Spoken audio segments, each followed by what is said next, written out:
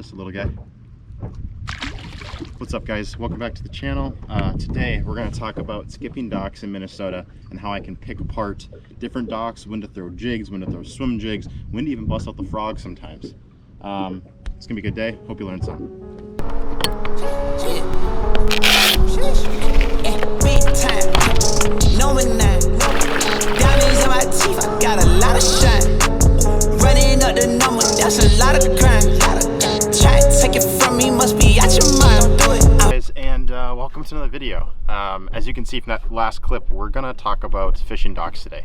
I mean, there's docks on every major lake in Minnesota pretty much. As the summer progresses, the weeds grow up. They're also a really good place to find some shade, and that's kind of where we're at right now. On a metro lake in the Twin Cities area, and water temp's like 80 degrees, like way too hot. I tried fishing on deep this morning. The weed line in this lake is literally only like 4 or 5 foot. So instead of doing that, there's a ton of docks, and I'm gonna walk you through how I pick them apart, so to speak. For starters, obviously you need a jig rod. I go with something that's usually around that 3/8 ounce. I think a 1/4 ounce is a little light sometimes, depending on the trailer you got. And then I think a half can get a little hard to skip. So most of the time I'm skipping with a 3/8. So you want something that has a nice bulky skirt, a nice bulky trailer, something that will skip along the water really nicely. And I'm throwing that on a 7/1 heavy Omen, 8/1-1, and heavy braid is key. This is a 50-pound test no fade braid, and this is a Concept Boss, but I have the drag all the way locked down because when those fish eat it, you want to bring them out. So other two rods that I have at my side at all times, and I use one more than the other, but one is a swim jig.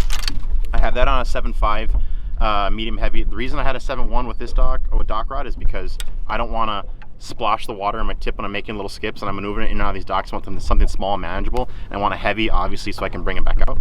But this is a little bit more for between docks and or paralleling docks with like a bluegill or a little swim jig looking kind of thing. I got a little black and blue color on here now because I got a bluegill colored flipping jig. And so once I've made it past the dock, if I want to cast back in the corner, I want to make a long cast instead of flipping at it and swim something back, I'll grab my swim jig rod. And again, paralleling those docks as well can often be a lot of times to get a bite, because if you skip in there a couple times, nothing there, and then you can parallel one all the way down from the bank, sometimes I can get an extra bite.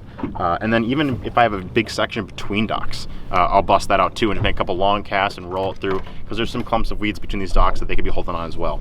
And last but not least, the third rod is if I have docks that are so shallow that there's actually topped up vegetation, I got no issues throwing a frog in there. And I actually throw a poppet frog because chances are it's not so thick where you can't get something through cover, and you're only working with, you know, underneath the dock is only a couple feet by however long the dock is. But if you have matted up vegetation, throw a little poppet frog in there underneath that shade area and pop it.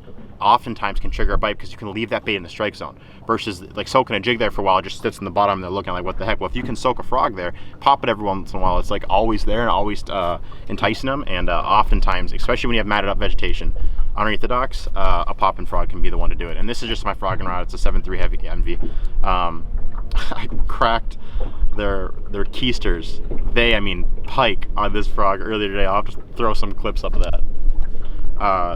Not the species I was going for, but it was actually a different lake entirely. So anyway, I'm gonna keep fishing, try and get a few fish under the belt first, and if something happens and I see something, I'll kind of diagnose and get back on the camera. But for now, it'll be GoPro footage. And then when we get into a good section of docks, has a little bit of a variety, I'll kind of pick apart where I'm casting, how I'm doing it, and kind of where the key areas to own in on. Because believe it or not, the areas in the dock where you think you'd catch the fish are often not the ones that you'd probably be casting to. So it's gonna be a good day. We only have a few hours out here, but it's high sun, there's plenty of docks, we should be able to catch some fish.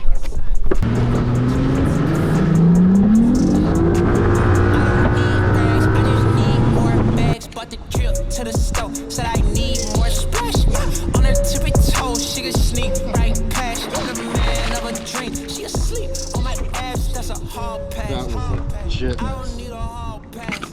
He ate it once, took my plastic, and instead of putting another plastic on, I just put a jig back in there, and he ate it right away. Not getting any giant fish. Still another healthy one, probably another 2.5 pounder. He was ready to go. Boom. All right, well, that's all. It just makes you feel good about, you know, maybe that kid gets into fishing and maybe we just gained another, you know, angler to keep this sport going, because Lord knows we need more young kids in the sport. So I always have some stuff on deck. Always willing to help out a young kid. Those, I mean, I'm sure I made the kids' day. They were just freaking out. But I'll throw us a couple clips up real quick, and you can see exactly what their response is. But some pretty cool stuff.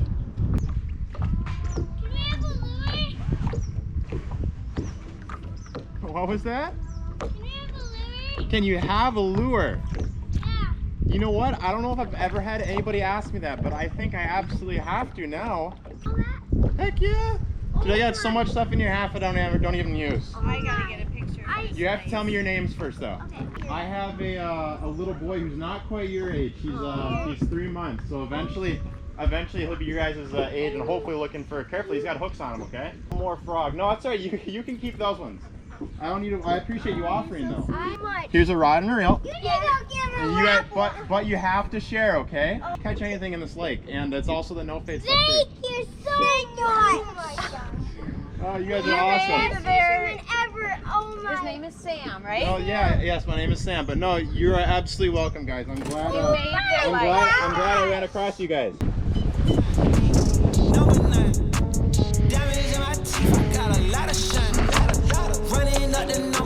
Make a checklist. For starters, both my graphs are off, which means that's not pinging 360, that's not pinging down imaging or standard 2D. And I think that just makes your whole presentation more silent. If you're sitting there trying to look at water temperature, sure, turn on and glance at it once in a while, but for starters, keep your electronics off. It's less pinging, it's less noise. Second, this trolling motor should never go over 5. If you're in thick stuff and you want to move around a lot, there's a lot of room between each docks and you're tired of going slow, 5 is fine. But if anything, 2 or 3 is even better. Just even be more stealthy as you approach a dock. I'll let you guys in a little secret here. So take this dock for example, right? We got a big pontoon, lots of shade on it. It's a double dock, goes around. But you see all that little thin dock back towards it. Now there's only a little bit of shade, like literally just a little bit. But often that'll be where I start, because if you spook a fish out of there, there's one that's cruising up and down there, one that's hugged against one of those poles, because believe it or not, you can catch him in there. If you spook him, he's gonna go right to that dock, right to the end of it. He's not gonna go that way outside. He's not gonna show himself in the sun. He's gonna go right underneath the shadiest part, and then you'll have another chance to catch him. If you start on the outside and go in and you spook him, he's got nowhere to go because you're already on the end of the dock. So you have to start on the inside if you can. Make a long cast, back off a little bit. As far as talons go, like right now, if you got a big dock like this and you want to take some time skipping it and whatnot, go ahead, put your talons down. But I don't recommend using them unless you're about this far away. Even though they're pretty quiet machines, when you're hitting hard bottom and you're talking about hand-to-hand combat like that, it just isn't great to add those extra little bit of noise. Ideally, you want to make sure that they don't even know you're here. Let's talk about etiquette. I mean, there's no one home. This is a weekday. No one's sitting there on their porch watching me. If there was someone sitting on their porch watching me having a good time and it was a long enough dock, I thought I could keep mind my own business there, I might fish it too. But for the most part, guys, it's not worth trying to fish one extra dock if you're going to piss somebody off. It just brings a bad name to bass fishermen. It just brings a bad name to fishermen in general. So if you have someone that's on their dock, swimming, enjoying themselves, about to go on the boat, anything like that, just skip the dock and go around. It's not that difficult. If you do end up getting snagged on a dock in the word of law, so to speak, anything I think past 5 feet from their shoreline, their dock is public property. Now, does that mean I recommend that you guys go out and stand on their dock? No. But in my opinion, it's better to get close to their dock without damaging it. Try and get your lure unstuck versus cutting your line, because if their kids swim there or they want to walk around when they're installing the dock, your jig's gonna be right underneath their dock. The last thing you want is them to get a hook in the foot. So my experience has been, if you get stuck, go get it. Just be cautious and be respectful. All right, so we got the last few sections of docks here before I gotta probably get going. We got probably another 15 of them here. So I had the GoPro down the floor and I've been talking to the vlogging camera, but hopefully this will allow me to kind of talk a little bit more about what it is I'm doing, maybe doing a little different.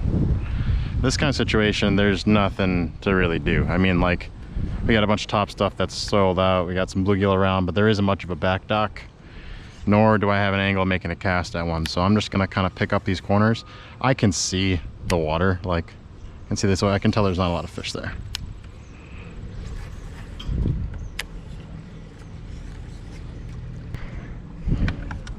Gotta trim up, we're up shallow.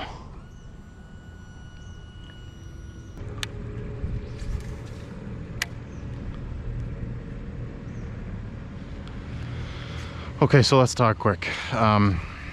I probably have another 10-15 docks in front of me before I gotta go. These aren't the best docks in the lake, but I should be able to still catch a few fish.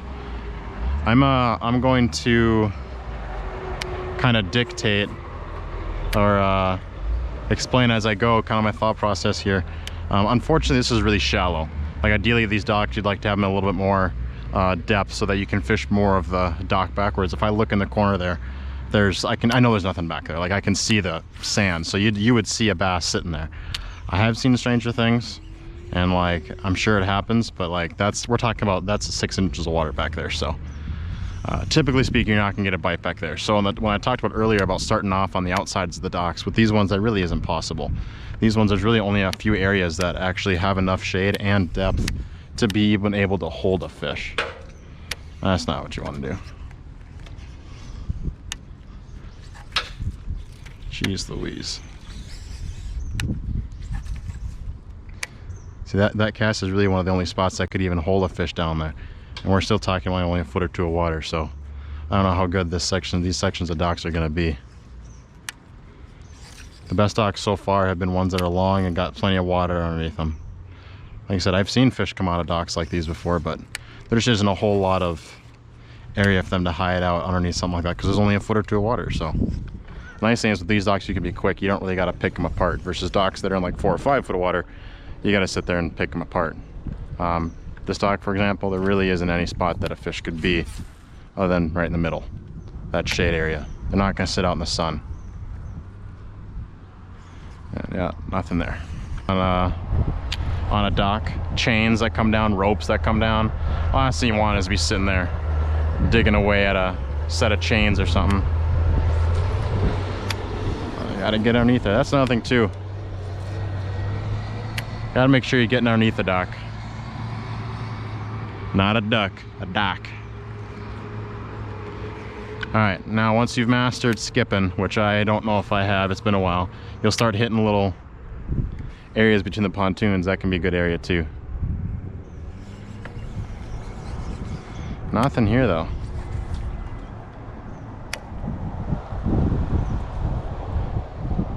There isn't a whole lot of water for them,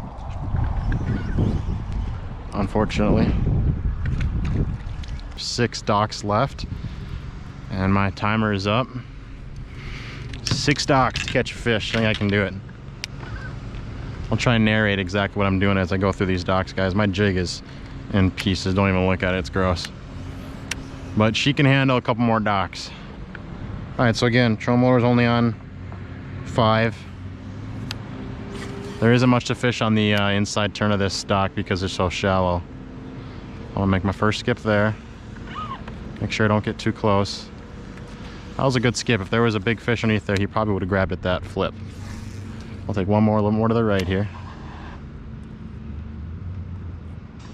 There he is. Oh, just crossed him too. That's awesome. Just a little guy.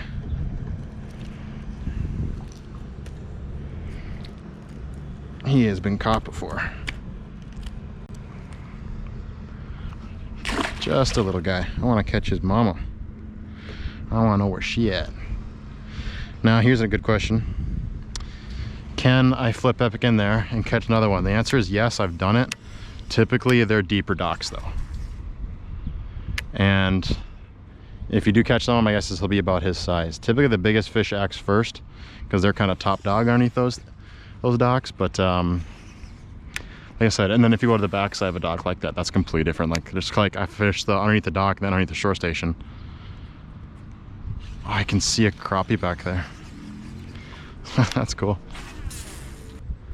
Another thing that's worth pointing out is jet skis. When they power load on, they dig out a little hole. And often that hole can be in shade and like a little lower area. Most of the time it fills up with silt, but sometimes you can cast to the back of it and it's actually a little area and there'll be a fish there. If the jet skis are facing this way, which usually they are, they're not faced, you know, with the back end that way, but when they accelerate onto those lifts, they punch out a hole, kind of like when you're putting your boat on a lift.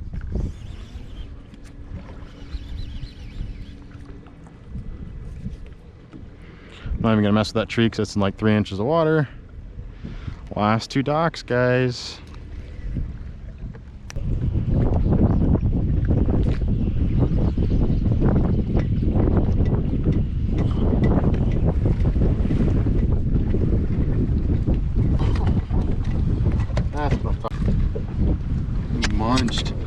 crunched that thing. Look at that.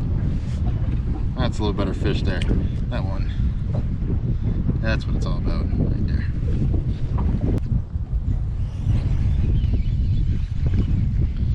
That dock's just too big and too shady not to have a fish on it. Crazy.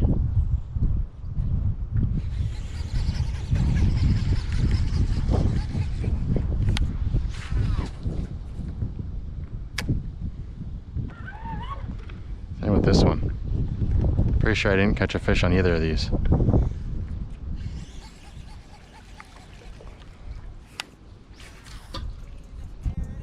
Dunk, dunk. All right, we are out of here. I told myself that was it.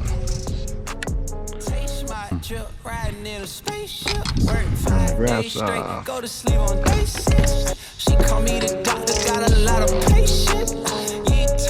This lake, I used to fish a lot in high school, and I've actually filmed like 2 vlogs out here this summer and haven't done well, so never posted them, which is like the story of my life. But before you start pointing fingers and be like, that dude doesn't wear a life jacket, it has been until recently in the last few months that I've dedicated to like making sure this is clipped every time. I used to do it in college, and it was part of my routine, and then when I went to Florida and I wasn't fishing tournaments, you didn't need to, I was like, and a lot of time wasn't even running anyway, so I got out of the habit with it. But with a boat this big running that fast, it's just smart to have it. Plus, it gives me a peace of mind for the wife and Junior too. So, these are the new Onyx. I should say these aren't the new ones. This is actually the old Onyxes.